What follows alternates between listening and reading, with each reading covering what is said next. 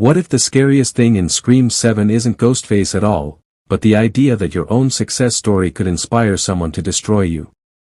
Because buried inside all the blood and jump scares, Scream 7 is quietly asking a question that no other horror sequel has dared to ask. What happens when a survivor becomes a target not because of what she did wrong, but because of what she did right? Welcome back to Movizo, where we don't just watch movies, we dissect them. I'm breaking down Scream 7, and trust me, once you see what's really going on beneath the surface of this film, you'll never look at Sidney Prescott the same way again. Let's start with the killer reveal, because on the surface, it looks like a standard Scream twist. Unmasking. Monologue. Credits roll. But look closer at why Jessica became Ghostface. She wasn't driven by grief. She wasn't connected to Billy Loomis or some buried family trauma. She read Sidney's autobiography, and decided that Sidney's suffering was the formula for her success. So she tried to murder her own husband, failed, tracked Sidney down, and engineered an entire killing spree just to put Tatum through the same nightmare Sidney survived decades ago.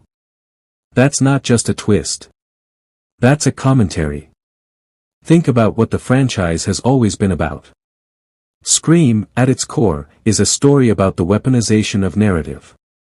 Characters in these films are obsessed with horror movie rules, with how stories are supposed to go.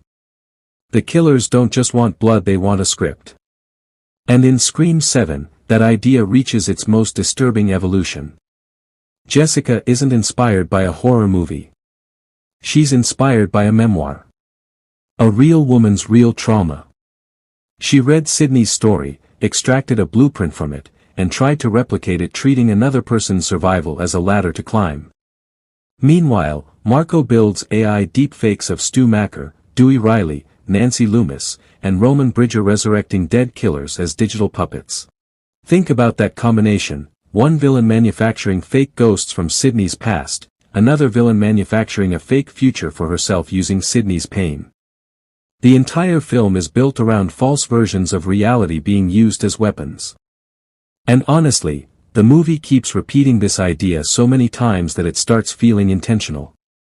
And then there's the location detail hiding in plain sight. The opening murders happen in the house that originally belonged to Stu Macher. The franchise literally returns to its own origin point and immediately kills two people there. It's the film announcing, right from the start, that the past isn't safe ground anymore. Not even nostalgia is a shelter. Here's what makes this genuinely interesting: Scream 7 arrives at a moment when true crime content, survivor memoirs, and trauma as entertainment are bigger cultural industries than ever. Sidney writing an autobiography isn't just a plot device, it's the film nodding directly at a real tension. When survivors tell their stories publicly, who actually benefits? Jessica's logic is monstrous, obviously. But the film doesn't dismiss it as pure insanity, it traces it. She found Sidney's address. She built a relationship with Marco. She constructed an elaborate plan. This isn't chaos. This is someone who consumed a survivor's story and decided it belonged to her. And that's the scary part, because this doesn't even feel limited to the movie anymore. What strikes me most is the generational thread running through this film. Sidney's daughter Tatum, named, notably, after the original Tatum Riley who died in the first Scream, is being deliberately put through a manufactured version of her mother's trauma. Jessica isn't just targeting Sidney. She's targeting the inheritance of survival. There's something almost mythological about that. Like the franchise is saying, the cycle doesn't just repeat randomly. Someone chooses to repeat it. Someone builds the machine. And Sidney, after everything, all 6 previous films, every Ghostface, every loss, still has to fight.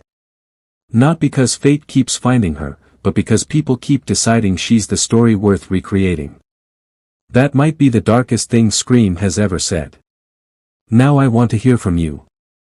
With Scream creator Kevin Williamson reportedly having ideas for an 8th installment, and both Mindy and Chad surviving alongside Sidney, Tatum, and Mark, where does the story go next? Does Tatum carry the franchise forward? Does Sidney finally get a true ending?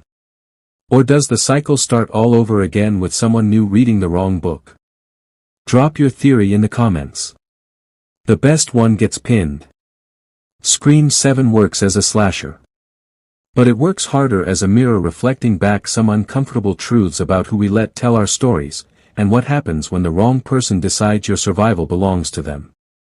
If you want more deep dives like this, subscribe to Movizo. We'll be here, breaking down the details most people miss. Until next time, lock your doors. And maybe don't write that memoir.